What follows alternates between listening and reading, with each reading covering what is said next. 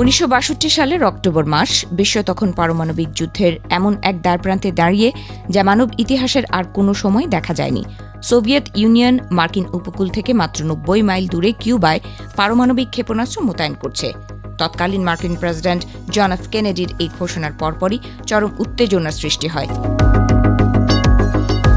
মার্কিন সামরিক বাহিনী সম্ভাব্য পরমাণু যুদ্ধের প্রস্তুতি নিতে শুরু করে। মার্কিন স্ট্র্যাটেজিক এয়ার কমান্ড তাদের B-52 স্ট্র্যাটোফোর্ট্রেস বোমারু বিমানবহরকে ডেফকন 2 সতর্কবার্তায় নিয়ে যায়, যা ছিল পারমাণবিক যুদ্ধ ঘোষণার ঠিক আগের ধাপ। 1962 সালের 26 অক্টোবর থেকে 21 নভেম্বর পর্যন্ত প্রায় এক মাস ধরে এই সর্বোচ্চ সতর্কাবস্থা বজায় রাখা হয়েছিল।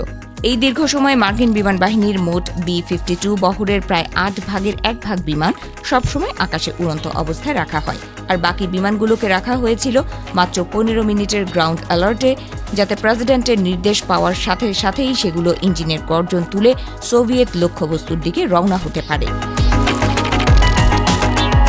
এই সংকটের চরম মুহূর্তে স্ট্র্যাটেজিক এয়ার কমান্ড দিনরাত 24 ঘণ্টা আকাশে গড়ে 65টি পারমাণবিক অস্ত্রবাহী B-52 বোমারু বিমান মোতায়েন রাখত। এই ধারাবাহিকতা বজায় রাখতে প্রতিদিন প্রায় 75টি B-52 বিমানের ফ্লাইট পরিচালনা করা হতো। পুরো সংকটকাল জুড়ে এই বোমারু বিমানগুলো সব মিলিয়ে 2088টি মিশন সম্পন্ন করে এবং 41,168 ঘণ্টা আকাশে উড্ডয়ন করে। সবচেয়ে ভয়ানক বিষয় ছিল, আকাশে থাকা প্রতিটি বোমারু বিমানই বহন করছিল তাজা থার্মোনিউক্লিয়ার বা হাইড্রোজেন বোমা।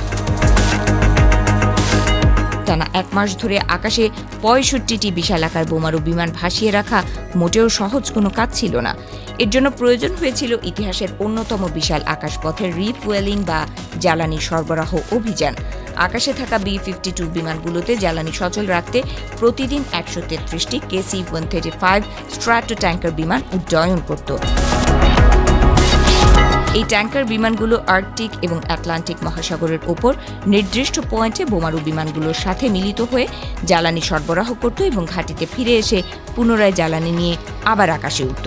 শত শত বিমান আর হাজার হাজার ক্রু মেম্বার নিয়ে পরিচালিত এই পুরো কর্মযজ্ঞ চলেছে এই ধারণার উপর ভিত্তি করে যে কোনো মুহূর্তে শুরু হয়ে যেতে পারে তৃতীয় বিশ্বযুদ্ধ। আমেরিকার ইতিহাসে এই প্রথম এবং শেষবারের মতো এত বড় পরিসরে এবং তীব্রতায় B-52 বিমানবহরকে সার্বক্ষণিক পারমাণবিক সতর্কাবস্থায় আকাশে রাখা হয়েছিল। এর আগে অপারেশন ক্রোন ডোম নামের স্বাভাবিক শান্তিপ্রিয় কর্মসূচিতে অনেক কম সংখ্যক বিমান আকাশে রাখা হতো। কিন্তু 1962 সালের অক্টোবরের এই প্রস্তুতি ছিল সম্পূর্ণ ভিন্ন এবং সরাসরি যুদ্ধের সমতুল্য।